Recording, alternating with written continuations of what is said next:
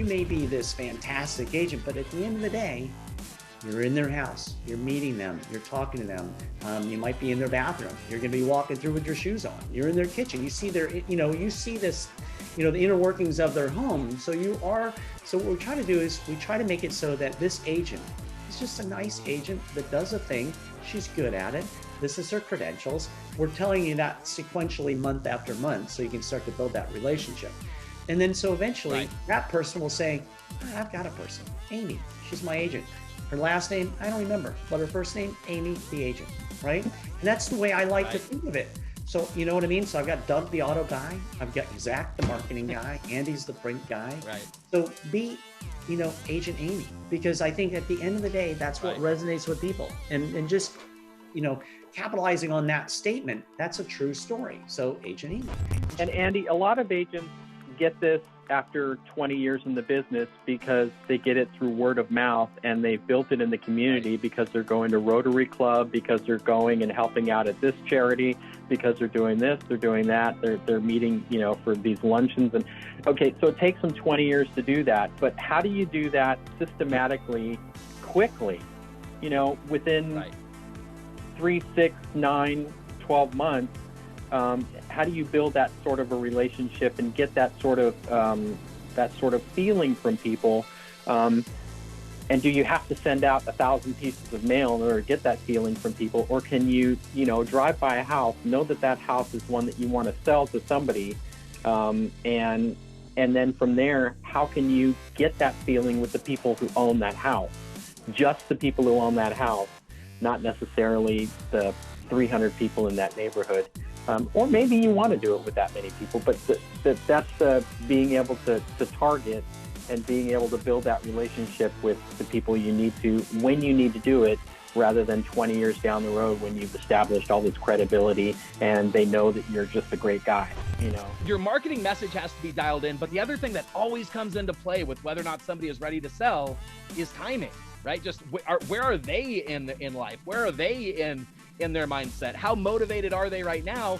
And there's nothing that you could really do to change that. It's just time plays out with that, right? So you send out multiple pieces in order to make sure that you're hitting them at different times in their life where they may notice or they may be more motivated. And so that's why we have to do that multi-touch. And so we're talking at least minimum 3 pieces. You are listening to the Real Estate Growth Hackers Show. Real Estate Growth Hackers Show. I am Zach Hammer. With me today, I have Andy and Glenn with Print Genie. I'm excited to have these guys. We're going to bring them on. We're talking about something really cool. We're talking about how to find listings in this crazy seller's market right now, low inventory, low supply. I think most places across the country are dealing with this. So these guys, I'll give a quick backstory for them, and then I'll let them take over and give you a little bit more of a detailed backstory as well. But these guys have actually been in the print business, working largely with investors for a lot of what they do. And as a result, there's strategies that investors are aware of right now that have been working for years that a lot of traditional real estate agents don't use. And yet right now in this low inventory market, those strategies apply greatly to be able to find inventory, find listings where maybe you're having some difficulty. So I'm excited to talk about that. Andy and Glenn, glad to have you on. Why don't you go ahead and introduce yourselves and then maybe tell us just a quick bit about what Print Genie is. Oh, good. Well, thanks for that introduction. That was spot on. I appreciate the time with you today and to share with your listeners. So yeah, I am Andy Detwiler. I've been in this space for 22 years, and we have been catering to the investor world for the most part. Glenn, my counterpart here, has been catering to the agents for the last 20 years as well. So combined, we've got a good 40 years and a billion pieces of mail between the two of us. We've learned a lot in that time, and we've translated all that we've learned, both from direct response marketing and what I've learned with investors and what Glenn's learned with agents. We've applied that to something we call Print Genie, right? So it's the magical way to get and find those off-market deals and to communicate to those people that maybe are on market, but maybe would want to work with an agent. Right. So that's what we do inside of Print Genie. And we'll go over that today as we share and tell. But anyway, Glenn, why don't you introduce yourself as well? Thank you, Zach. Thank you so much for having us both here. Yeah, like Andy was saying, I've been working with agents for, close to 27 years now, sitting across the table with them, asking them, how can I help you with your marketing goals? During that time, I've learned a lot with agents, with their teams, with agents who work solo. And when I came across Andy and Print Genie, it was, wow. To say it was a gift is an understatement. What you're about to see is just amazing. So I'm excited to be here as well, and excited to be working with Print Genie. Awesome. Yeah. So I mean, the main thing that I want everybody listening or watching to know, I mean, these guys are coming into this with a ton of experience. What we're going to be talking about today is going to be a strategy that you can get right into action with. Start, getting out there, using print and direct mail as a way of finding motivated sellers who are ready to sell, ready to, jump on board, and honestly, leverage something that you probably already have a lot of. So we're going to dive into that. To start off, I think right now, let's talk a little bit about the state of the market. So I'll go ahead and take this for a second. But for anybody who isn't aware or who isn't seeing this, what we're seeing across the country right now is incredibly low inventory sellers market. So one of the markets that I track very closely, because I have a client that I work with closely, is the Las Vegas market, and they're actually sitting at about a 2-week supply of inventory. So if you're not familiar with what that metric is, basically the idea is you take a look at the total number of solds that have happened in the last 30 days. You take a look at the total inventory. You divide the inventory by the total number of solds, and that's going to give you a metric called months supply. Anything below a 6-month supply is going to be approximately a seller's market. Anything above a 6-month supply is going to be considered a buyer's market generally. And so when we're sitting at an inventory counts and sold rates that are below a month supply of inventory, it's great for the sellers, right? When somebody does sell, they're gonna get a lot of money for their property. They're gonna get multiple offers. It's fairly simple to sell, and there's a lot of buyers, right? There's a lot of people looking for homes, right? And so there's a lot of great opportunity there. But the hard part is finding the sellers who want to sell, finding those people, because the inventory is so low, right? And there's this problem that people end up running into, where you might find somebody who wants to sell, but because there's low inventory, they're hesitant to sell because they're not sure if they're going to be able to buy their next property, right? So there's a big difficulty right now in terms of finding sellers who are ready to sell, who want to sell, connecting with them. And so right now in the industry, it's becoming incredibly important to have some extra tools in your tool belt, have some extra strategies to be able to say, how can we find sellers where maybe we haven't been looking before? And that's why I brought these guys on. I wanted to make sure that you guys have those tools in order to be able to find those sellers, right? And so this is a strategy that a lot of investors are using. Generally, when investors are using this strategy, they're looking for people who are going to be selling below market. Is that correct? Like it's very often when you say motivated seller, most of the time we're looking at like wholesale kind of listings, often selling below market value normally, correct? Yeah, that would be notorious for what an investor generally does. Correct. Right. And so what's cool though is that the strategies that we're going to talk about, they work even if you're not specifically looking to find somebody who's going to sell below market. And as a real estate agent, you're often happily and readily able to help people sell at market value, at or above, right? And that's what's going on in the market currently. And so everything that actually works to find those people who are really motivated to sell at a steep discounts, well, shoot, they're just as happy to sell for as much money as they can in many circumstances. So the strategies work the same way. So let's go ahead and dive into what that strategy looks like and what we're actually talking about. So you guys, we did a call before this. We talked a little bit through about what we're going to be talking about today. And so I know the strategy that we're talking about. We're talking about the fact that we can leverage buyers in order to find motivated sellers. You guys want to touch a little bit more on kind of the offer itself, what we're bringing to bear with the marketing piece that we're going to be sending out? Okay, and I can speak for I'll speak for myself, and then Glenn, can jump in as well at any time. we know that they're looking for, they have buyers, and we know that they're looking for sellers. And we know that, or at least from my perspective, we know investors they lift under, or they look under every rock possible, So the idea behind what I think is successful in the investor world is they really spend a lot of effort looking for those, those properties that are off market.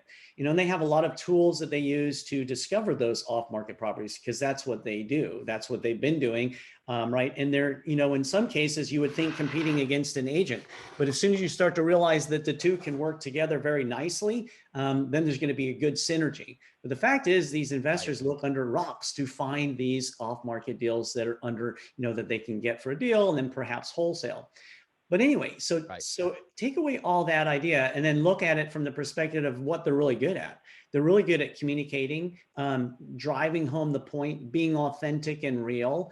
Oftentimes, I feel that an agent will do their marketing with a bit of a gloss overlay of "I will make your dreams come true," whereas an investor just comes in. It's like a billboard. They say the statement, you can read it really fast as you're driving by, but it's pretty much, I'll give you cash, I'll close on the date of your choice, we'll get in, we'll get out, you don't have to do anything about it. So I'm not suggesting that agents do that. I'm suggesting agents even have more power to them to be able to go to these off-market deals using the tools we have, and then approach them in the, I've got lots of ways to, to help and assist you. You can earn what you think you want to earn and more. I have the tools to do that. I'm backed by a brokerage. I am an agent. But now what they're doing is they're capitalizing on their abilities to understand the real estate market a lot better than most investors that jump right in. They have this backbone of knowledge and education and the brokerage that they work for or behind. But now capitalizing on these, under the rock, kind of behind, tools, they can capitalize on that. And if they do that well with an authentic voice and communicate the way that they are, look, I'm this person, I'm an agent, I can assist, I have lots of buyers for you. But if they use the tools to find them instead of just, hitting people once in a while through referrals, they're more likely to find those people that have an interest in selling the property. But using those tools that investors have been doing, notoriously for the last, couple of decades. So that's from my perspective. Yeah. Can I jump in really quick, just to kind of summarize what I think? So investors are used to practicing guerrilla marketing, and they're used to practicing guerrilla marketing, and they're in an unconventional space. Agents are in more of a conventional space, but we can help them practice the same guerrilla marketing tactics and get the same results, even in their conventional space. Okay, go ahead. No, Glenn, you nailed it. Perfect. And so one of the things that makes these strategies work so effectively, I mean, I literally, I was telling Andy just a second ago, I just got back actually from a workshop that I went to. Part of that workshop was about investing strategies. And so it was, talking about what's working in terms of finding investment properties, motivated sellers, et cetera, from the investing perspective. And one of the numbers that they threw out pretty consistently was that in general, in any given market, whether you're looking at a buyer's market or a seller's market, at any point there are motivated sellers, and that's going to be about maybe up to like 3% of the sales are going to be these people who they're not looking to necessarily get the absolute most for their money. What they're looking for is they're looking for convenience. They need to get out of the property quick. They need to they don't want to deal with the hassle, et cetera, right? And what's powerful about that number, though, is that means that about 97% of people are looking for exactly what most real estate agents provide, which is how can we get you the most money for your property in the least amount of time with the fewest hassles possible, but with more of an emphasis on maximizing your return, right? And so by doing a lot of the same kinds of marketing, we're still going to find the people who are looking to sell, but we actually have better numbers. Because more people are looking for what a real estate agent offers rather than what the traditional investor offers. Now, there's always numbers to make the investor strategies work, but really the numbers are in favor of the average real estate agent for leveraging these strategies. And so that's really cool and that's really powerful. So right now, given that the market is in the state that it is, there is a lot of buyers, there are not a lot of sellers. There's not a lot of inventory, which means you listening to this likely have a number of buyers that you're working with. You or if you don't, that's what I would go out and do. I would go out and find some buyers because you can leverage that, and that's what we're going to do. So you likely have buyers, and the problem that you're having right now is that you're having trouble connecting those buyers to a property that fits for them. And we're going to leverage that exact offer because it's really powerful to be able to say, not just, hey, I have buyers in general, but rather like I have a buyer for your property. I have somebody who wants to move into your neighborhood. If you knocked on the door and went and said, hey, like here's Mary and Joe, they have cash in hand, they would like to buy your property. Right? Would you be interested? Right? Like the chances of them being able to at least entertain the idea because they could see and experience that it's real stands out. Right? And so we're going to leverage that reality. We're going to leverage it and say, not just, hey, are you thinking of selling? But very specifically, I want to buy your property. Right? We have people that want to buy your home. And so we're going to leverage that as our offer. We're going to put together our direct mail strategy in order to lean in on that offer of I have buyers. And that's why it works, why the concept works so well. It's because it's specific and it sort of removes a lot of the guesswork. There's not just, hey, what happens if I sell? But very specifically, like we have the people that want to buy your house, right? Yeah, Zach, I like to call this one-to-one relevancy. And that's right. Something that Print Genie excels at, which Andy is going to tell you about in just a second when he explains exactly what Print Genie does. But we have one-to-one relevancy because a lot of real estate agents, they send out to 1,000 recipients. And it's very hard to be one-to-one in a situation like that, where with Print Genie, you can send out to 50 or 25 or 10 or 1.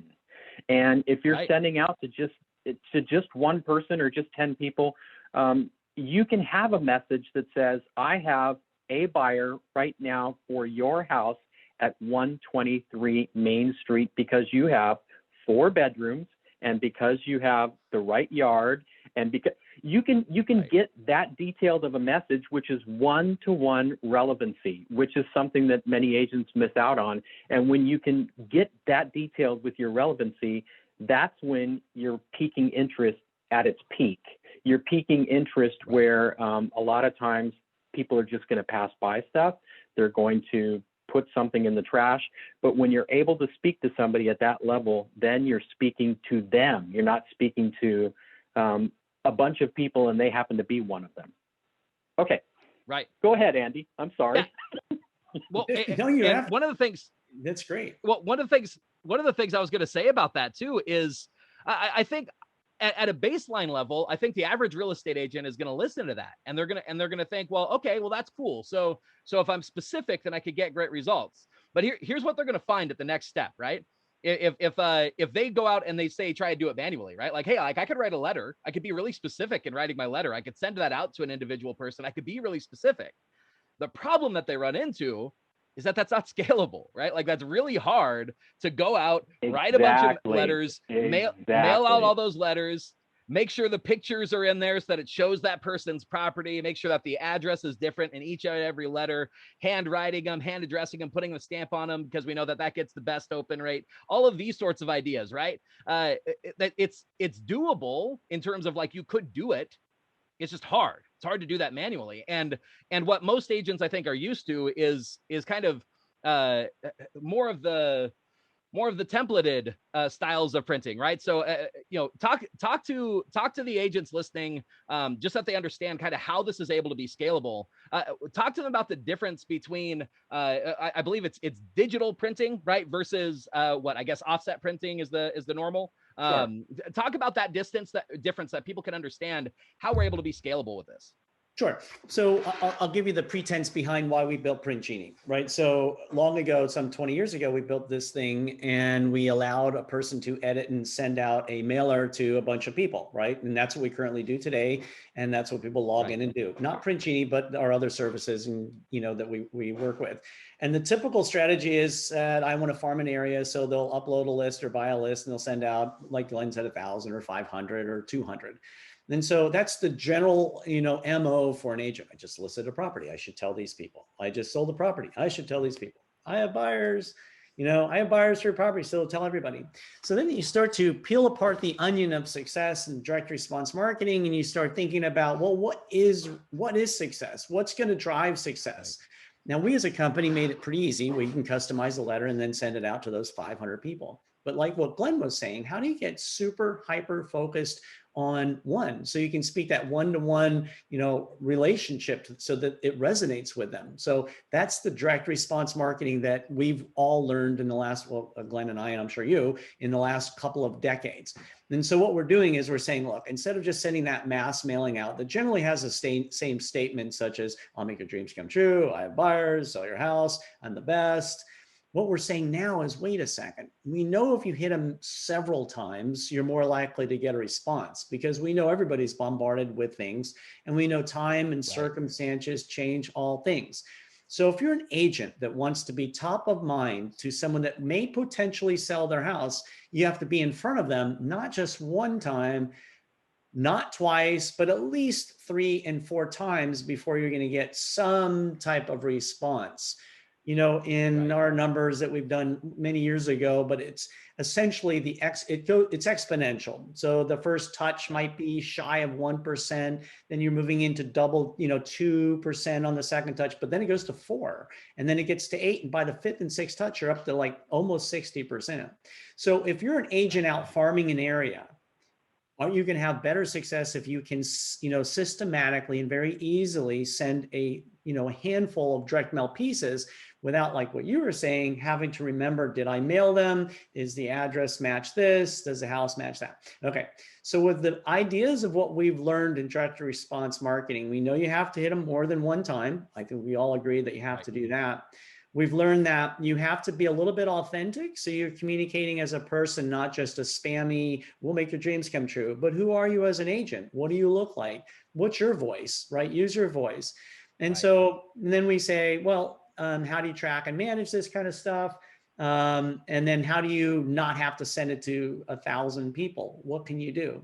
So we've gone through those challenges that a typical agent has, because remember, we're problem solvers. And for the last, Glenn for 27 years and me for 20 years and agents for the first part of that 20 years.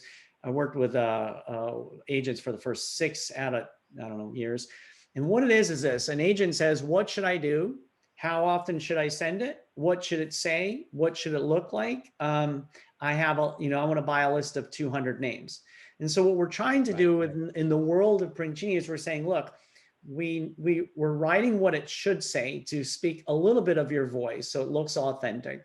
We're making it look like it's authentic and sent to one person. We're changing it up slightly so that one time it might be a little bit more graphic and one time it might be handwritten. So we're trying to tap into that sensory emotion of the person who's receiving this, independent of knowing that person. So we are all uniquely different. And like my neighbor is uniquely different than I am, and his response mechanisms are going to be largely different than mine, because I know him, but it's like we're just 2 different people. And so what we're doing is we're saying, how do you have a one-to-one relationship? Send them out a sequential, drip campaign that looks a little different each time. So it might hit one person one time. It lands on, their lap periodically, because today something happened. They're not interested in the mail, but then a couple, maybe 3 weeks later, they get something else. Time has, changed, and now they're interested. And now they're more likely to want to pick this up and read all about it. So, as a problem solver, we as a company wanted to eliminate all the questions that we've been gathering for 20 years and make a done-for-you system. So it's systematic, goes out over time. And like Glenn will attest to this, but the most cost effective you can possibly imagine. And I'll share with you just for instance, right? So picture in your mind, you want to communicate with a home that you think is a perfect home for your, maybe someone has got some money and they're ready to go. And you think, okay, I should send that guy something. So you maybe write a letter, you might write a postcard. And then if you can remember to send it again and send it again, right? So you're talking full first class postage to remember to do that to this one person, right? So you just add that up, the time, the cost of postage, send it, wait a month, send it again, wait a month, send it again. Imagine the complexities of that and imagine the cost. So we've removed all those barriers. So imagine if you could send that postcard, a letter in a handwritten envelope with a real stamp, and maybe follow up with another postcard. And in between there, send a text and an email. And all of that's about maybe $2.25 or something. And you hit that button and it goes out automatically. So that's the less than the cost of a cup of coffee. That's actually less than half the cost of a Starbucks coffee. Yeah, exactly. Right. And shoot, depending on what happens if the with continually printing more money, it might be a fourth of the cost of a cup of Starbucks, right? Yeah, exactly. I think we're going to see those go up. So okay, cool. So let's talk about some of the principles that we've covered then so far. So one of the key things that we're gonna have to do to make sure that our direct mail strategy is going to work, right? We want to have a powerful offer.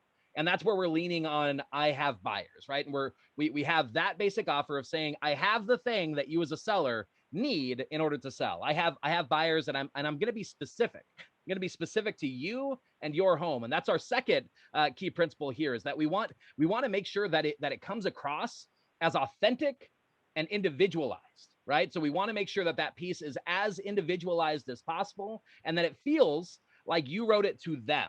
Right. And so as much as possible, if we can make it look like you hand wrote the letter, like that's really powerful. If we can make it look like, even if you send out a postcard, sometimes adding a little note, a little doodle, a little something that makes it look like you put some manual effort into it makes a massive difference. And now the kind of the problem that we run into is that that's normally neither cost nor time effective. Right. And so that's the other thing that we have to solve for, is we have to solve for how do we do this in a way that's cost effective and time effective.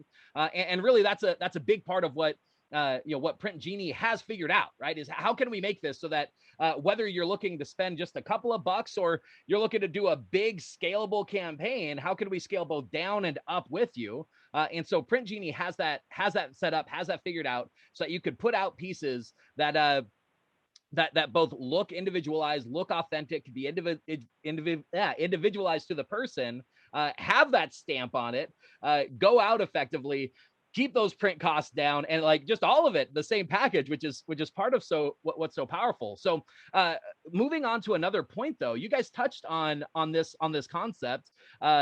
You talked about I want to zero in on this point. You talked about why we need to have a sequential mailing, and people may have missed this portion. But the key here is that we don't want to just send out one piece, right?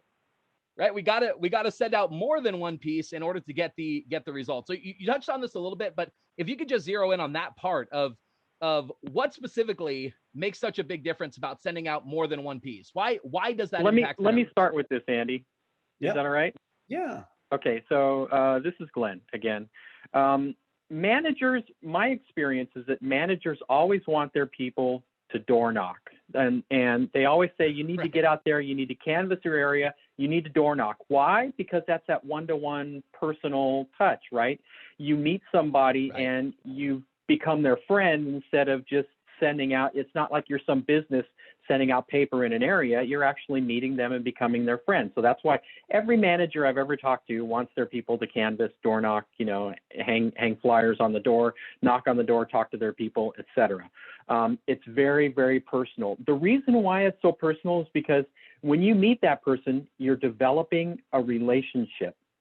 And that's what these campaigns do, is they again, with that one-to-one relevancy, you're not just meeting people and papering an area, you're actually developing a relationship with them. You're actually talking to them about something that's important to them and starting a relationship. And then if you're sending out a campaign of 3 or 4 postcards with a letter and then text and then emails, all of those things are building on that relationship, where at the end of it, you're their best friend. If they're gonna sell their home with anybody, they're gonna do it with you because you've actually built that relationship with them. They feel like they know you. They've seen all sorts of postcards that talk about different things, that you've given information that's important to them, and you've built that relationship. So, okay, having set the stage with that, Andy, go ahead. You can take over now. Sometimes I don't really have to add to what you say, Glenn, because that was you're spot on. I think the key word, the takeaway, is that authentic relationship bit. So imagine how busy we all are, and I use I mentioned this in my ebook, but everybody's so busy and so distracted, and add the phone to the whole. Right. So everybody's crazy busy with stuff. So then what happens is, as you get your mail, or as you're, communicated to, you're too busy doing other things. You're concentrating on other things and you're not focusing on what's at hand. So we know that, right? So what we're trying to do is say, what is it you could possibly do to create an authentic relationship without really having to door knock, but using the door knocking strategy, because that's what's important. It's this door knocking, one-to-one, neighborhood focused strategy that Glenn's alluding to. And so how can we possibly give you that tool to make it seem like you are, trying to establish that one-to-one thing? And so make it scalable. And make it scalable, right? One of the things that I love that I met an auto mechanic a while ago, and it's been years, right? So it's just, I got a guy, and it's like, you think about that, and it's very powerful because we all know the way that world works, right? And so I've always liked the idea behind, I'm just Andy. I have a tool, Print Genie. You're going to experience it. That's what I'm known for. That's what I'm good for. You want direct mail, you want some marketing, you call Zach or you call Glenn, but that's our tool set. That's what we're good at. So with the agents, what we try to do is wrap it into a thing. It's like, you're just the agent. You may be this fantastic agent, but at the end of the day, you're in their house, you're meeting them, you're talking to them. You might be in their bathroom. You're going to be walking through with your shoes on. You're in their kitchen. You see you see this, the inner workings of their home. So what we try to do is we try to make it so that this agent is just a nice agent that does a thing. She's good at it. This is her credentials. We're telling you that sequentially month after month, so you can start to build that relationship. And then so eventually that person will say, I've got a person, Amy, she's my agent. Her last name, I don't remember, but her first name, Amy, the agent, right? And that's the way I like to think of it. So you know what I mean? So I've got Doug, the auto guy. I've got Zach, the marketing guy. Andy's the print guy. Right. So be, Agent Amy, because I think at the end of the day, that's what resonates with people. And just, capitalizing on that statement, that's a true story. So Agent Amy, and she does so well because of the referrals that she gets through her authentic Amy relationships. She's not super Amy. In fact, sidebar, she's like, Andy, can you imagine this? I've sold 42 homes this year. I've made so much money. That's her. You know what I mean? And so that's that, from my perspective, the more you can be, humbled, approachable, knowledgeable, and authentic, the more likely you're going to have that person that's going to refer you as, oh, that's my agent. You got to call him. Because that, at the end of the day, is why Agent Amy is making so much business right now, because everybody else. And Andy, yeah. And Andy, a lot of agents get this after 20 years in the business because they get it through word of mouth, and they've built it in the community because they're going to Rotary Club, because they're going and helping out at this charity, because they're doing this, they're doing that, they're meeting, for these luncheons. And okay, so it takes them 20 years to do that. But how do you do that systematically, quickly, within 3, 6, 9, 12 months? How do you build that sort of a relationship and get that sort of feeling from people? And do you have to send out 1,000 pieces of mail in order to get that feeling from people? Or can you, drive by a house, know that house is one that you want to sell to somebody, and then from there, how can you get that feeling with the people who own that house? just the people who own that house, not necessarily the 300 people in that neighborhood. Or maybe you want to do it with that many people, but that's the being able to target and being able to build that relationship with the people you need to, when you need to do it, rather than 20 years down the road when you've established all this credibility and they know that you're just a great guy. You know, Amy may be great and it may have taken her 20 years to get there, but how can the general agent who, you know, has 3 kids and is spending a lot of her time, you know, working with her family, not just working with the business, and can't go to 16 meetings, you know, in the next 3 days? How is that general agent going to be able to develop those relationships? That's where Print Genie comes in. So I'll capitalize on that one. It's almost like a lead in what you're saying there. So how do you take and condense those 20 years into a one-to-one relationship that builds authentic relationships to a local community that you're farming? So, you know, the term farming makes sense because you want to farm an area and you want to be the person in that area that they remember every time, you know, anything having to do with real estate. I want to buy it, I want to sell it. You want to be the person that they think of. You want to be top of mind. That's where mend the fence comes from, right? You're leaning over the fence, you're mending the fence. Hey, Bob, you got an agent? Yeah. You know what I mean? So that's mending the fence. But here's where it falls short. That farming makes sense, but the strategies behind the farming with authentic relationships fall short.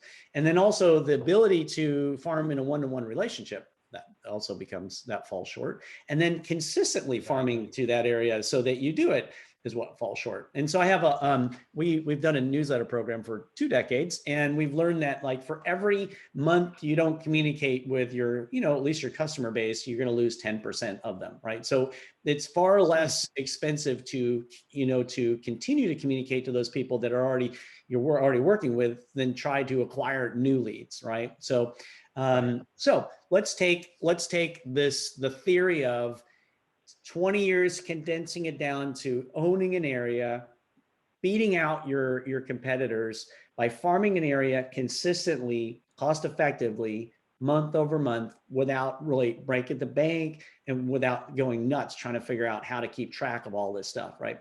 So what we did was we learned all those things we've been talking about this last, you know, half hour about authentic relationships, having that call to action. I have buyers, they have cash, they're ready right now. Is this your house? My name is, right? So what we did was we were like, okay, so in Glenn's theory of door knocking, certainly you can do that, but certainly with 3 kids, you don't have time. Zach, 4 in the house. So then you start to go, yeah. So you start thinking about, okay, I want to hit this house because this house is suitable for buyers that have, you know, kind of I want this type of house and it's got this, whatever. So whatever those things are, you know, that house is good for your buyer. And then you can start to think about, well, that house right next door, geez, if I just walk over there and knock, they're probably good for my buyer too, because the house is right next door. And then, well, that house is pretty good right there because it's in close proximity to this one. And then if you use the theory of, I mean, which you have to have common sense, that this guy probably has very similar life circumstances as this guy to some degree. He probably has close to the same, you know, home values, maybe the same income at some level. This guy over here might have the same challenges as that guy, whatever it is. The homes in this community are 25 years old. So this guy's seeing a roof being fixed. This guy's probably going to get his, you know what I mean? So it's like they have the life circumstances are very similar in this area. So then you start to extrapolate on the power of what we're calling now nearest neighbor. So this nearest neighbor approach is these people that have the same life circumstances, home values, incomes, and or challenges. So how can I communicate in a one-to-one with each one of these people to have the same type of characteristics simultaneously all at once and own this neighborhood? Not own 500 houses, but own the 5 or 6 in this super hyper focused little community right here, right? So that's what we created, this nearest neighbor. So all that we just spoke about is it's easy as targeting that one house. And by the way, from your phone, you can target that one house and then send the same sequential drip marketing to each one of these houses that you've just decided you want to send to. So you find your epicenter, you hone in on that spot, and you say, I'm going to hit because I know this neighborhood. I would love this, anything in this general vicinity. You don't have to go looking at a map or buying data, or you don't have to do anything like that. You literally can go, I know this house is similar to these houses. I want to hit the 20 Well, nearest. especially, I mean, yeah, especially as a real estate agent, you know the area, right? So when you're driving in and you see it's like, hey, I know my buyer, I know what kind of home they're looking for. I can either literally drive into that neighborhood or I can pull it up on the map, right? Like I know the home that's a good fit, and I know the neighborhood, and then you could build it out from there. You could select kind of that radius around there, knowing, hey, any home in this area is going to be a good fit for my buyer, right? Or at least the chances are very good. So continue.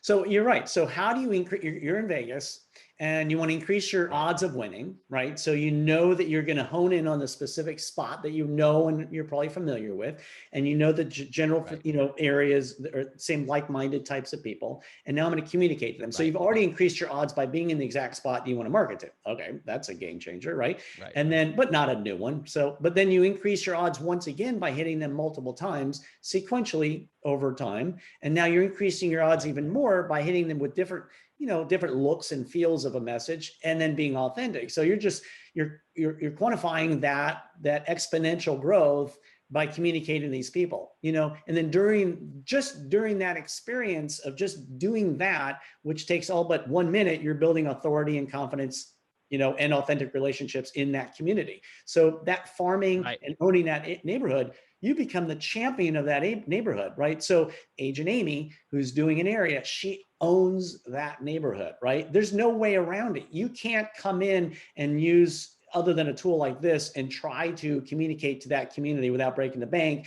hit them consistently over and over again.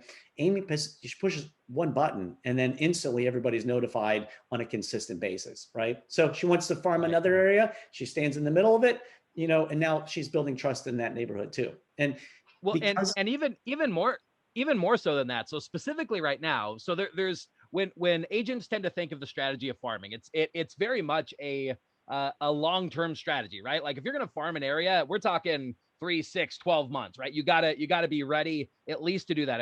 If not years. Now you'll get results before you've been doing it for years, but really farming is like a good long-term play that you should do regardless. So specifically right now in the market, this I have buyer strategy allows you to really niche in, and I have buyers nearest neighbor. You can go in and you can say, hey, Mr. and Mrs. Buyer, what is it, the exact kind of home that you're looking for? Okay, great. I know exactly where we find those homes. Okay. And then you might literally physically go to the area, make sure that it looks like you want it to look, or just pull it up on the map and you find that exact right home for them. You say, I know that homes in this area are going to be the right kind of home. And so you can select exactly the area that you're going to hit with this strategy just based off of asking your buyer, where do you want to be? And you select the area that you're going to market to just by understanding your buyer incredibly well, which you're going to do anyway, right? And so we're going to leverage the fact that we know their interests, we know their homes, in order to find the perfect homes that we can market to for that buyer. And we're not just going to send out one piece, right? We're going to have to send out multiple pieces, because if we just send out one, people have short attention spans, right? Like they see the one piece, they forget you. So we got to send out we send out a second one so that a portion of those people that maybe missed the first one, they see the second one. Or maybe, here's the other thing that goes into why multi-touch is so important. Timing makes a difference, right? Like, I just heard a story about a gentleman who was doing marketing to an area, and this was an investor. Actually, they got the person on the phone, and they said, hey, actually your offer is too low. I think I'm going to go try and get more money for it, right? Like, they're doing a pretty steep discount strategy when they're working as an investor.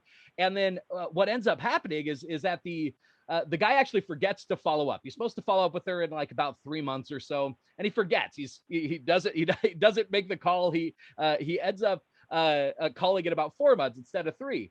Picks up the phone and talks to the lady, and the lady says, I was literally just drafting an email to you, right? I was literally just drafting an email to you. I'm so glad you called. This was in the St. Louis market. They had just gotten a bunch of snow. And so that was the event that the time needed to happen. The snow was the straw that broke the camel's back, right? And that was the thing that made her finally ready to do it, because she had been wanting to move to Florida, right? She'd been wanting to get to the nicer weather. And so that snowstorm and like a leaky roof was the thing that now the timing was right. And so if you just send and one in St. piece, Louis, a right, lot of times it's ice, not snow. yeah, exactly. And so if you just send one piece, what's happening is that, you know, your marketing message has to be dialed in. But the other thing that always comes into play with whether or not somebody is ready to sell is timing, right? Just where are they in life? Where are they in their mindset? How motivated are they right now? And there's nothing that you could really do to change that. It's just time plays out with that, right? So you send out multiple pieces in order to make sure that you're hitting them at different times in their life where they may notice or they may be more motivated. And so that's why we have to do that multi-touch. And so we're talking at least minimum 3 pieces. And so you touched on this part, this next portion, a little bit, but I don't think we dove into the specifics. So one of the other things that we want to be implementing with this strategy is not just multi-touch, but multi-format, right? So when we're sending them pieces, we're going to vary the look and feel of each and every piece. Can you speak to why we do that? Why not just send the same piece over and over and over again? Sure. Well, back to your point, to capitalize on what you said about that catalyst was the roof, right? And so, Right. just use your instinct in all that you do. But these investors look for tall grass. They look for, disgruntled houses. They try to find those things that are upside down because they're already looking for them. And they know that's they sniffed it out and that's what they're looking for. So the other one is in this trying to farm an area, it's timing. It is time and circumstances change all things. And I mean, just case in point, my son graduated last year and he's like, hey dad, let's do some mail, let's buy a house. And he was up at USC and he's like, so I did do a blast of, I think we did 12,000 postcards because geez, dad's the direct mail guy. Why not? Right. So we did it for him and a buddy. Right. And we had a dismal response. No lie. I mean, it was less than 1%. And I mean, a little mud on the face because did I not send the right one?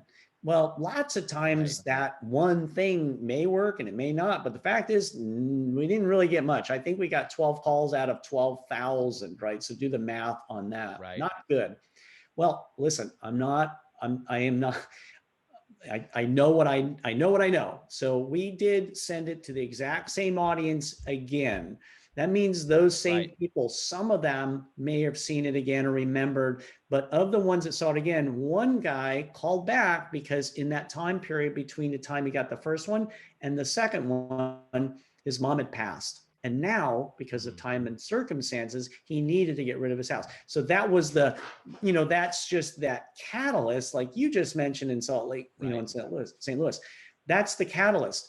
So how do you increase your odds? You have to do it over time consistently because something's going to happen in between that stuff that's going to make that difference, right? Exactly. So that's what you're talking about. But, capitalizing on, I mean, we try to build an authentic looking piece. We try to make it look like it's going to get opened. I'm not, maybe showing this, but our envelopes are with a real stamp and it comes with a handwritten font and it looks like it was, written by hand and there's, smudges and it looks real. So it looks like your Aunt Sue sent it, right? So you're more likely to open it up and read it, right? And so we try to do with our direct mail pieces, we try to make it look like, knowing that you're busy, but we try to make it look authentic and we have some handwriting part to it. We also have that call to action, but we know that you're driving your car down the freeway and we know we're just a billboard that you're looking at that fast. So we try to at least make it so that there's something there that's going to grab their attention. Now,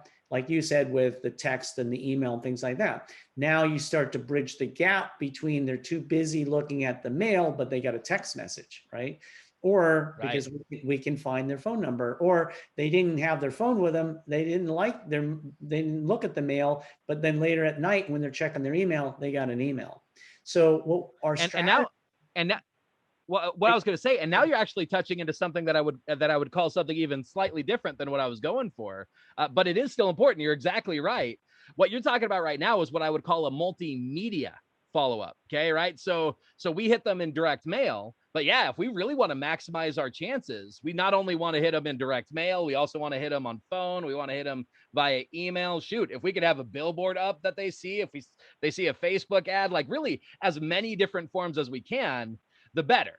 Now, coordinating all of those things can be difficult, but luckily with a with a service like Print Genie, you could coordinate a lot of those things together, print and phone and email, very successfully, all from one spot. So that's definitely a powerful strategy. But I mean, just real quick, diving back into what I was asked about. So when I say multi-format, I'm more so meaning the idea of, not every piece itself is necessarily going to look exactly the same, right? Like we're going to potentially we're going to send out a postcard. We might send out an enveloped letter, right? We might send out various sizes of postcards. Can you speak to, why it might be beneficial just to literally vary the look and feel of the piece itself that we send out? So we're going to send out multiple pieces. Maybe we vary the look and feel instead of just sending the same piece, right?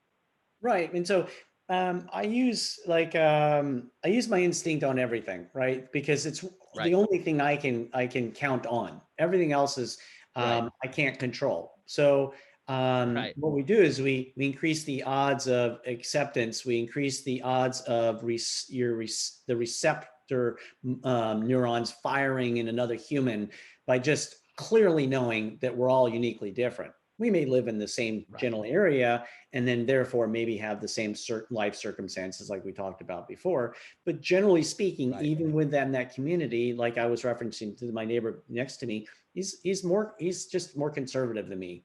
I'm more, whatever I am, right? I can't help it. But the fact is this, I'm going to be more receptive to something that's a little bit more authentic, because I sniff out spam so fast. And maybe it's my 20-ish years in this space. But the fact is, when I see something that's not, and this is the thing, never mind politics aside, but imagine if someone local or a local authority were to send out authentic notes that were from the heart and heartfelt to his constituents, wouldn't it be more, wouldn't you be more responsive to those messages versus just, this is what I believe in, and it's just black and white. And then you start to look at any business, anybody in marketing, any small business, whether it's an agent, a roofer, a cleaner.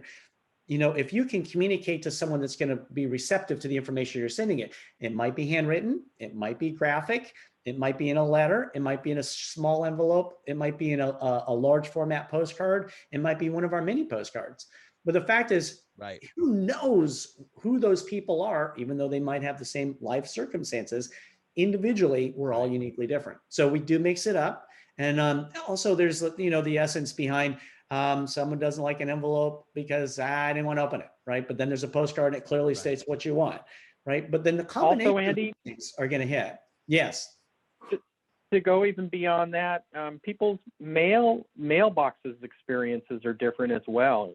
Some people get tons of junk mail. Other people don't get that because they specifically inhibit that. And so instead, they just get a few mail pieces where, a nice postcard or a nice letter may be more meaningful to them because they're not sitting there looking at a stack. You just never know, we've gone through, in my household, we've gone through different chapters in our mail experience where we've gone from advertising mail. I say junk mail, but I'm in the business. I shouldn't say that. Advertising mail to the point where it's stuffed in our mailbox and it's hard to even get the mail out because there's so much of it in there. We've gone to a point where there were only 3 bills in the mailbox and we weren't getting any advertising mail at all. And I almost felt sad. I wanted to see more. And I was telling my wife, whenever we get something, hang on to it because I want to keep it. And I'm in the industry and I want it. And so you never know what people's experiences are. So that's why you want to have different formats, because you don't know who they are, what their likes are, you've got type A personalities versus people who are more touchy-feely and they have, they like the color blue and the color orange. Guilty. And people who aren't like that. And then you've got people in the middle, and then you've got people who vacillate between one extreme to another just because that's how they are. They move based on what their need is.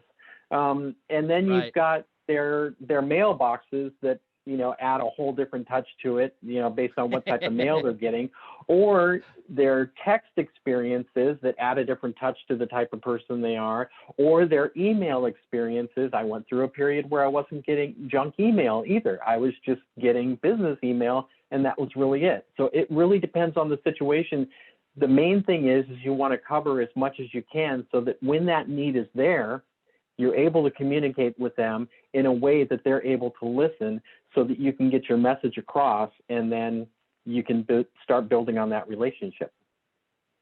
And I think one of the key things, one of the hard things about this is that, you know, if you sat down and you theorized for a bit, there might be times where like you could guess at some of this, right? Like for instance, just before the election, I bet just about everybody was getting a bunch of those big postcards that are glossy both sides. They all look the same. You're just getting a ton of them. And so if you want to stand out in that mailbox, you're probably not going to stand out by being a big glossy postcard, right? You're going to stand out by being either a small, looks like it's a handwritten postcard, or maybe a letter that looks handwritten. Like that's how you stand out in that time frame. And I think everything that you just described, it sort of plays that out, but near infinitely into what's going on in the world at any given point, right? So that was an experience that we all had at the same time. But just like you mentioned, people go through those different phases at different points in their life, where sometimes they're just getting a bunch of those big glossy postcards, and other times they're not. Sometimes they're only getting, you know, the envelopes with the window on them, and you know it's a bill, or you know it's somebody who's tried to get money from you, right? Yeah. But yeah, so by varying literally what the piece itself looks like, that makes a massive difference. And so the problem that people tend to run into is that could be a lot of work to think through. Yeah, like exactly. How do I do all these different pieces? Zach. That's what I was going to say is I can't tell you how many times I sat across the desk from an agent or a team, and they said, well, what do we do now? What do we do now? Right. Help us with our marketing plan, Glenn. Hundreds and hundreds of times I've sat across the table and heard that. And the problem is that the general agent, they're bouncing off so many walls, and they're doing so many things. Their job is to be doing 15 million things in a week. I mean, they've got so many things to do. They don't have the time to sit down and figure out what that next thing, that next authentic piece, the next one they're going to do is going to, they don't have the time for that. They may have the expertise. Chances are they don't. But even if they do, the more expertise they have, probably the less time they have. So the beauty of Print Genie is that we've reduced that. You reduce the barrier of entry. Well, we've reduced the barrier of marketing. We've reduced it down to pressing a button. Literally, all they have to do is say, okay, this person, press this, done. Right. And they don't have to worry about it. And then everything, all that authenticity, those choices of pieces, all of that happens automatically, so that they don't have to mess with it. That's the beauty of it. And not only automatically, but if it's one person, again, automatically lessen the cost of a cup of coffee. You know, if it's 10 people, automatically less than the cost of one of those Starbucks travelers. So less than the cost of 10 cups of coffee. And that's the beauty of this, is that we're breaking it down to individual. We're breaking it down to marketing that needs to happen, talking authentically, varying the pieces, multi-touch, and multi-medium, all of that. And even still, it's with the press of one button. I'm exaggerating. It probably takes like 2 or 3 presses. But the point is that it's easy. And then Andy will get into how this works, but it can be done by raising your phone and looking at the house and then pressing the button. Or it can be done sitting at your desktop, typing in the address of the house, you know, searching that information, getting the information, and then pressing the button, done. So the agent doesn't have to spend hours and hours and hours, or call someone like me to sit across the desk from them. All they have to do is raise their phone, press the button, done. Yeah. So and real quick, let me summarize the strategy, and then what I want you to walk people through is how everything that I'm about to describe is going to happen as simply as Glenn just described. right? So that everything that we want to happen is going to be one click simple. Like Glenn said, maybe it's 2 clicks, but we're talking really simple, right? And just so you guys can understand that Print Genie makes this process easy. But regardless of whether you decide to partner with Print Genie and make it easy for yourself, let's lay out the strategy so that people can understand it and walk away with how they can improve their marketing using these strategies or using this concept. So the first thing that we covered the offer, right? So we want to make sure that we're approaching the market. We're using direct mail with a solid offer. In this case, we're coming with I have a buyer or I have buyers, right? So we're coming to the market. We're saying we have the thing that you seller wants. And so when they respond to this offer, when they give you a call and they say, yes, okay, you have a buyer, I want to sell. Then the kinds of calls that you're getting in, they're coming in warm, they're coming in hot. They're ready to sell. They're interested in selling. They're very motivated.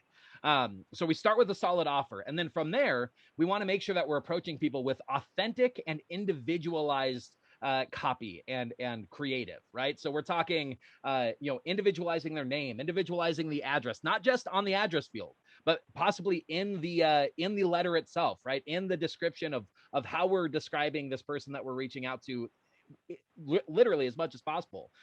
You'll talk about this in a second, but potentially even getting a picture of their property into the piece, right? So an actual photo of their home that we're showing them as a thing that they can connect back to and say, oh, okay, they are talking to me. This isn't just a mistake. This isn't like a blanket statement. They're talking to me, okay? So we want authentic, we want individualized, we have that good offer.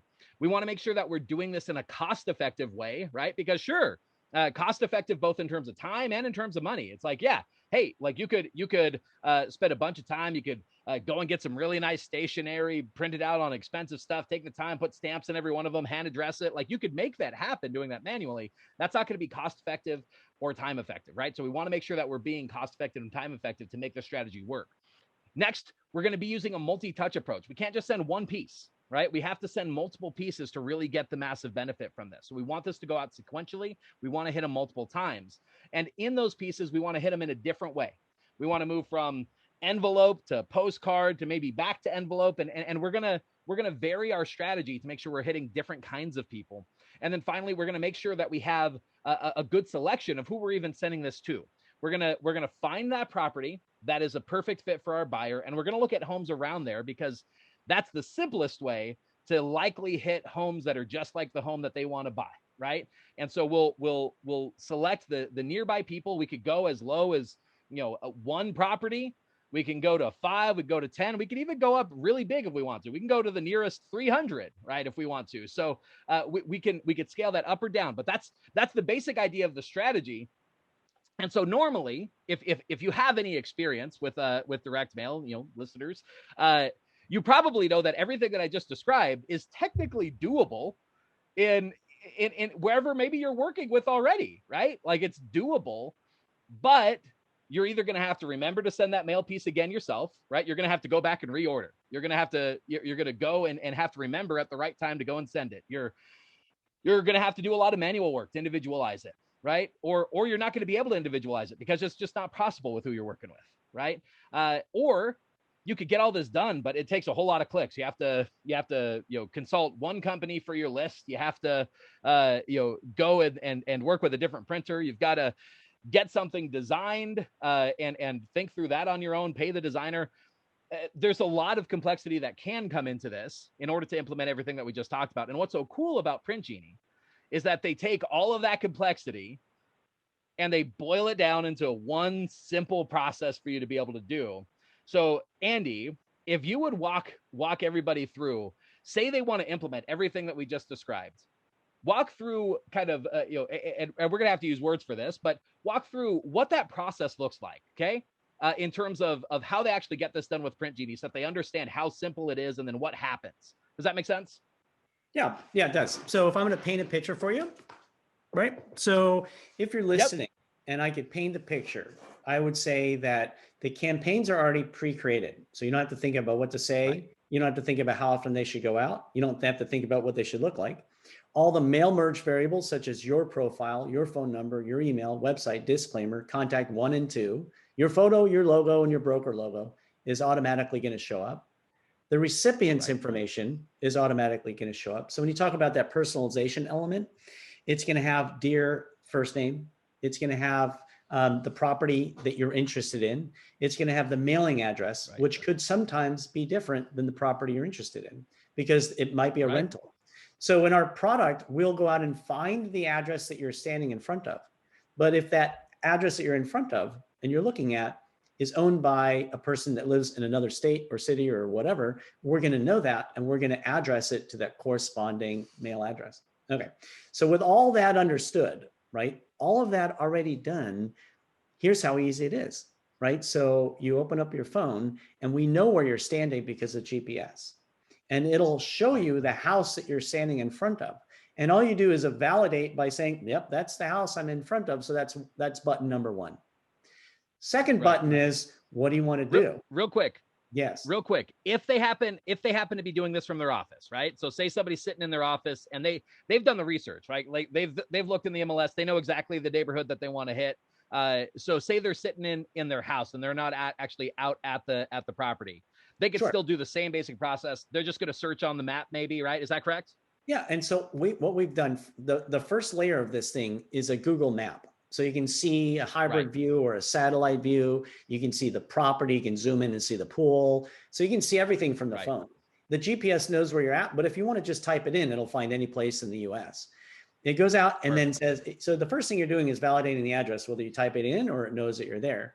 And as soon as you validate the address, yep, that's it. Then we go ping it against our data center. We have 2 data centers that we work with. We're not a data center, but we work with 2 different data companies.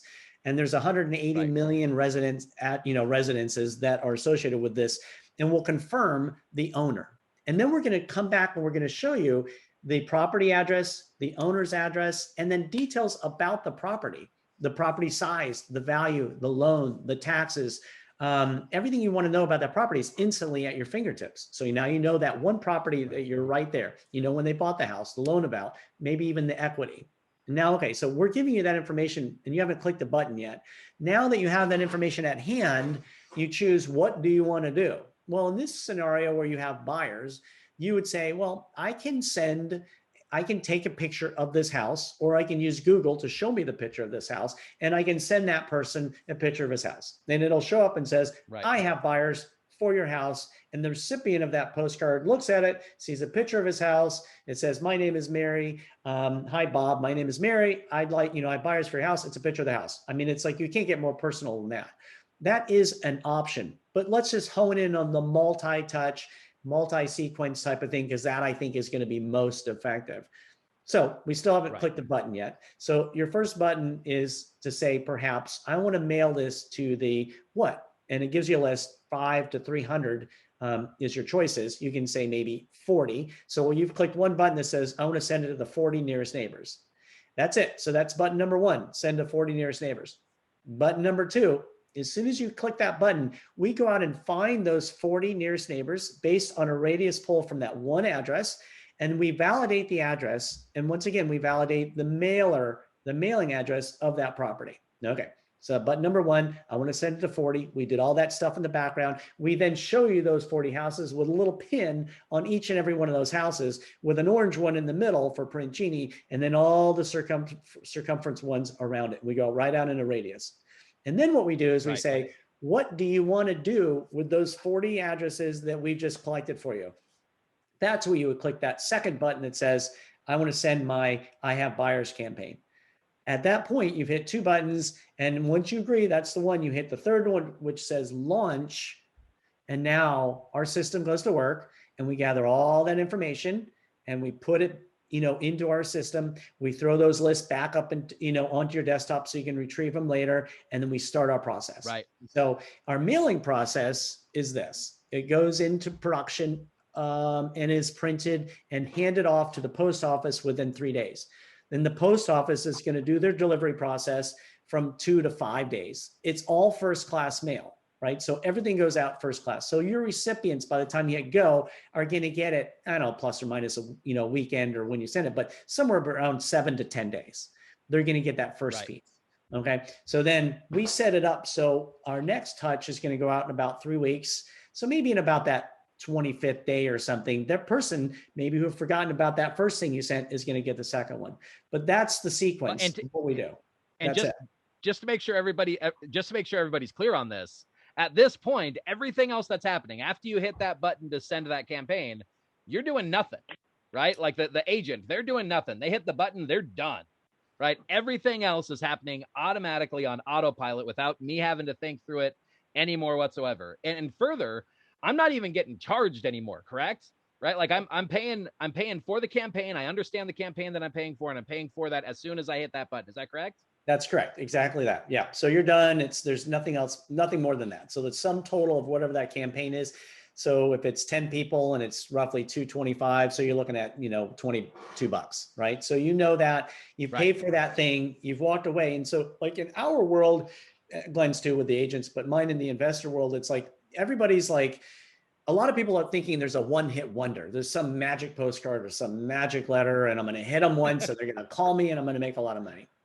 Well, we all know that's not true, right? So what we're doing is we're saying, we generally say, how do you exhaust communication efforts to a recipient without breaking the bank and having common sense? Now, certainly Coca-Cola, they advertise you all the time. You already know who Coca-Cola is, but they still advertise to you, right? So, I mean, that's just common sense. They want to land on your lap at the time you felt like you might have needed a Coke. I don't drink Coke, but anyway. Fact is, right? So we're not sending a campaign that lasts every week for the rest of their life, because no one can afford that, really.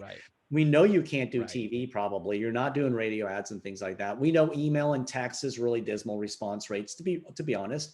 So we know that direct mail is about your only option to communicate to somebody in an authentic manner, right? So what we've done is we've said, okay, hit them 4 times, maybe 3-4 times.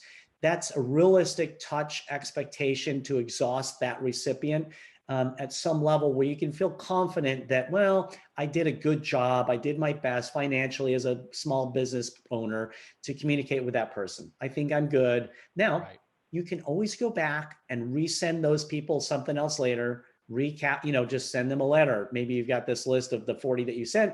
Maybe in 6-8 months, you're like, oh, I should send them a holiday card. Okay. So do that.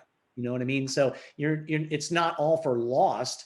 You've done your work. If you've walked away, you've moved on to the next neighborhood, and you're done. That's it. You've exhausted all efforts that you could possibly imagine doing as a solopreneur, right? In communicating with a potential home seller. Yeah.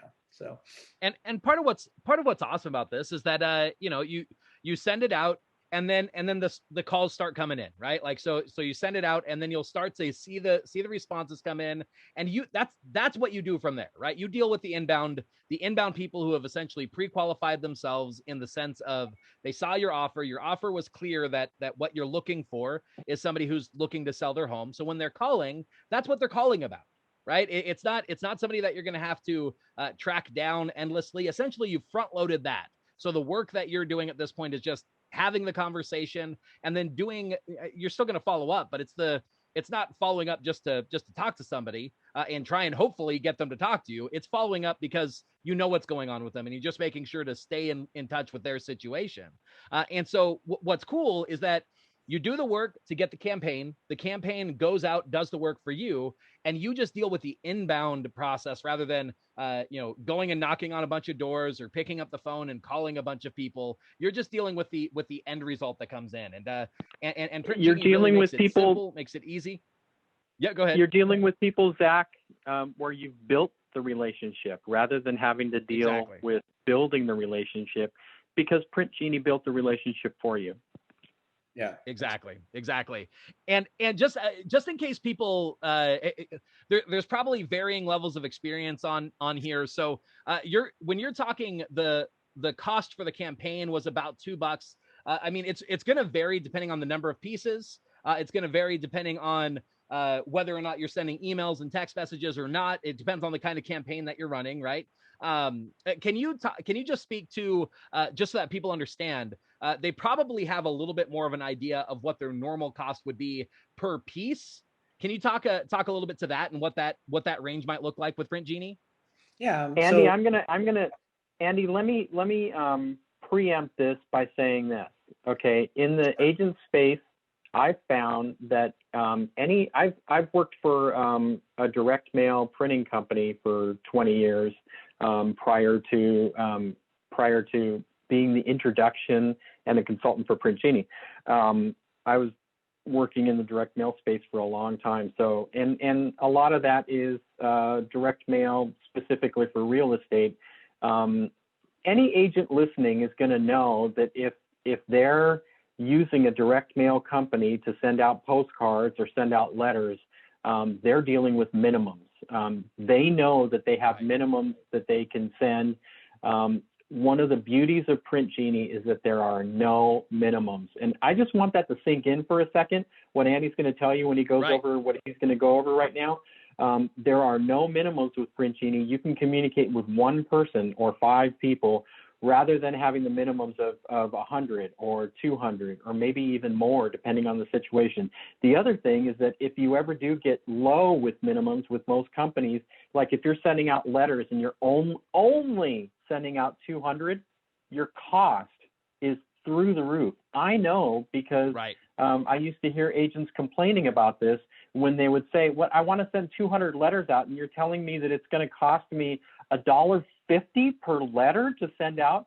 Okay, that's not the case with Print Genie. With Print Genie, you can send just one, and the prices to send just one it's going to shock you how low that is. It's going to shock you how low the pricing is to send just one. Okay, Andy, now that I've preempted with that, you can go ahead. Yeah, that's good. Yeah, and that's a really good point, because there really is a lot of variance in terms of how much experience people are going to have in this process, right? And so we're going to have some agents that are maybe already doing thousands of doors a month in terms of direct mail already, right? And so they're starting to capitalize on that bulk discount with maybe what they're already doing. But we're also going to have a number of people for sure that they're just starting out, and maybe they're just looking to say, hey, I've got $50 to $100 that I'm looking to do some good marketing with. And normally you're not really able to get a lot for that because of those minimums that you describe. It's like, well, hey, you could send out $50 to $100 worth, but the numbers stop making sense because you're paying 5 times as much to send one piece than you would if you were sending 5 times as many pieces, right? So that's a fantastic point. So on that note, Andy, what does the pricing look like, just so that people can kind of ballpark understand what they're looking at in terms of a cost investment for the mailing? Sure. And back to capitalize on what you were saying. Normally in the printing space, the more you send, the cheaper it is, right? So, and then there's minimums, because in the printing space, in our digital printing space, the time to set it up and prep and all that kind of stuff, you might as well print it and hit 5,000 as it is, it takes as much effort to send 100, you know what I mean? So that's why you're paying a lot more for those lower runs.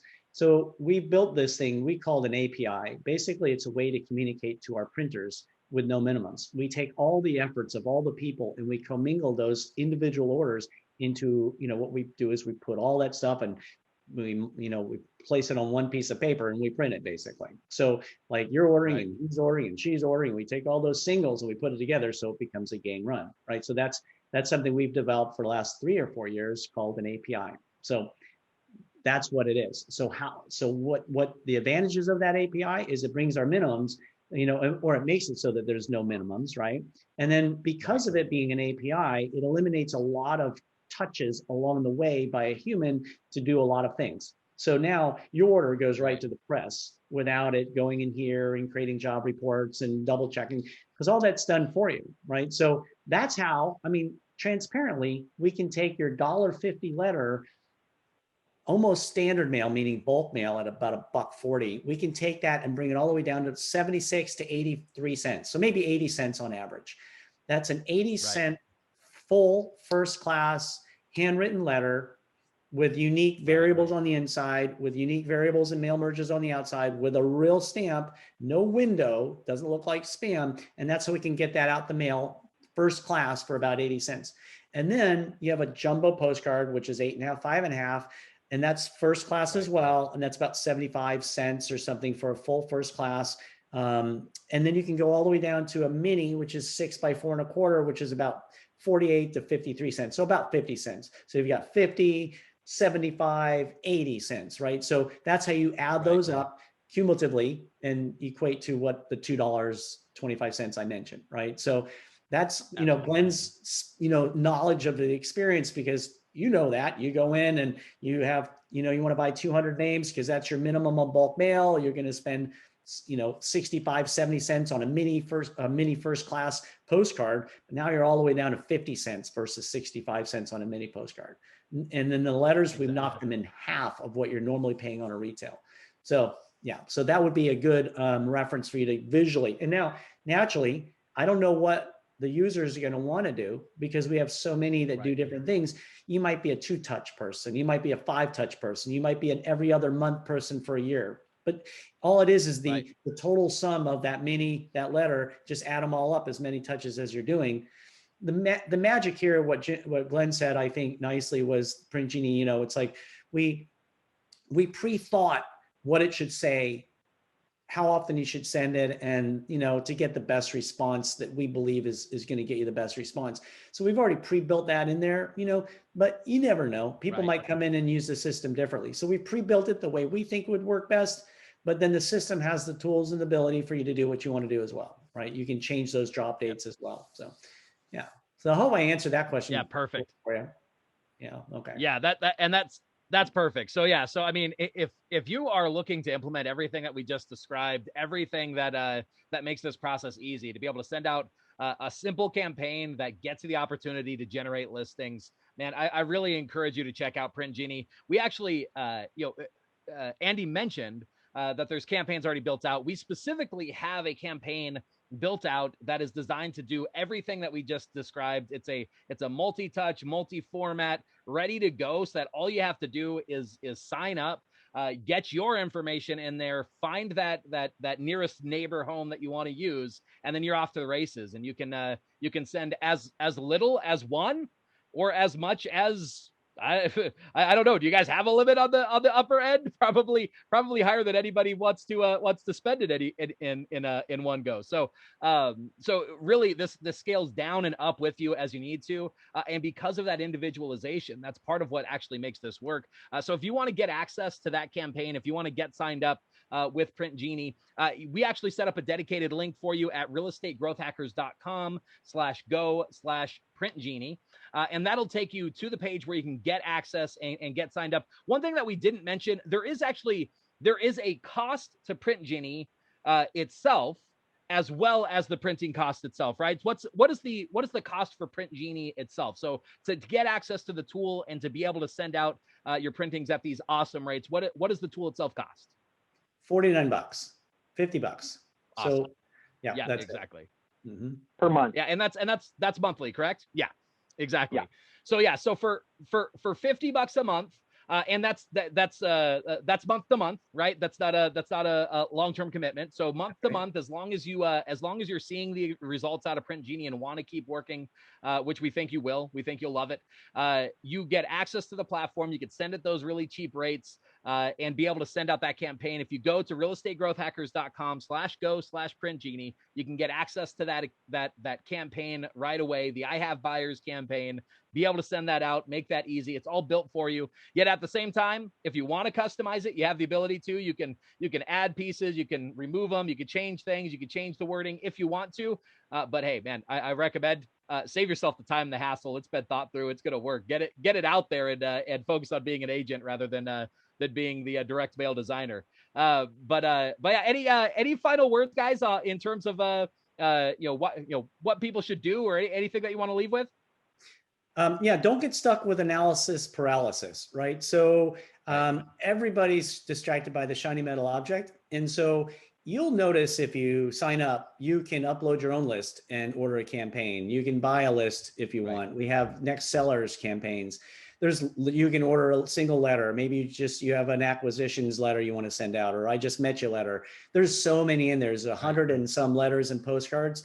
We're just talking to give you hyper focus on this nearest neighbor approach at I Have Buyers, right? So focus on that.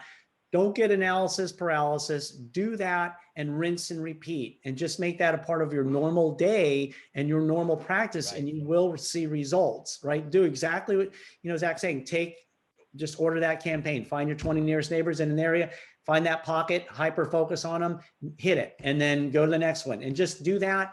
Then get creative. And we have live chat that will help you. We have lots of help videos that will help you, but we made this dummy proof. And so, not calling you dummy, I'm just saying that if my mom can do it, then it's going to pass mustard with me. She's almost 90, right? So that's how easy it is. You can open up a phone, you can click a button. That's it.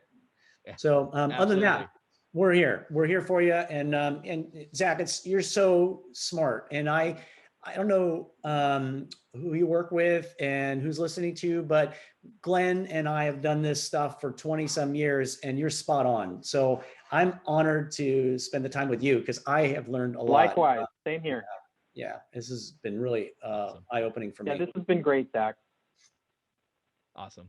Thank you. And I appreciate the kind words. You guys have been great as well. It's such a cool experience to be able to come together. I feel like a lot of people miss out. The industry ends up being a bit of an echo chamber sometimes, right? And what's cool is sometimes you don't even realize when you go a little bit outside the zone of maybe what you're used to. Andy, I know you focus largely with investors.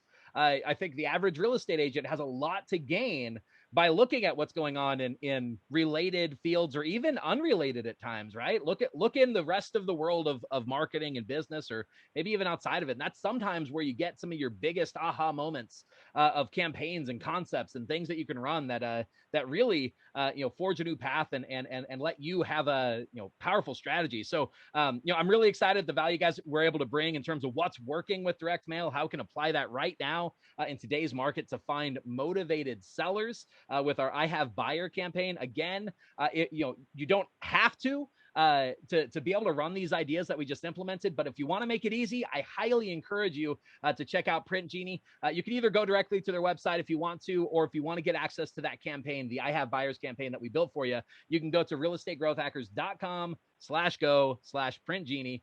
Get access to that. You sign up for $50 a month. You pick your homes, you're off to the races. You got that campaign going out on your behalf. So, I encourage everybody to check that out. But otherwise, thanks for listening in. Thanks for coming on, Andy and Glenn. I'm really excited to have had you. And otherwise, we'll catch you guys on the next one. Thank you. Bye, guys. Thanks for tuning in to the Real Estate Growth Hacker Show. Remember, done is better than perfect. To turn the marketing ideas and tactics you just learned into real growth for your real estate business, visit us at realestategrowthhackers.com. If you like this episode, consider sharing it with another real estate professional who could benefit from the information. Or maybe you'd like to subscribe to the show to never miss an episode. And you can leave a rating or review on iTunes with your biggest takeaway, helping this show to reach and help more people just like you. Thanks again, and we'll see you on the next episode.